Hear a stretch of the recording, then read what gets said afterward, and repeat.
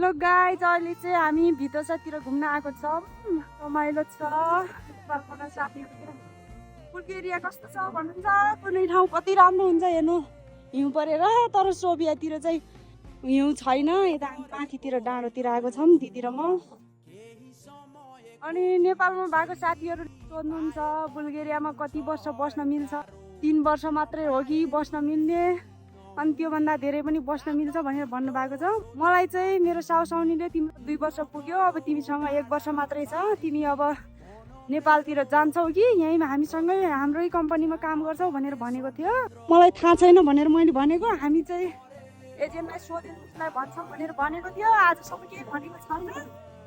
अनि त्यही भएर मलाई यो बारेमा बुल्गेरिया कति वर्ष बस्न मिल्छ भनेर यो बारेमा चाहिँ खासै थाहा छैन।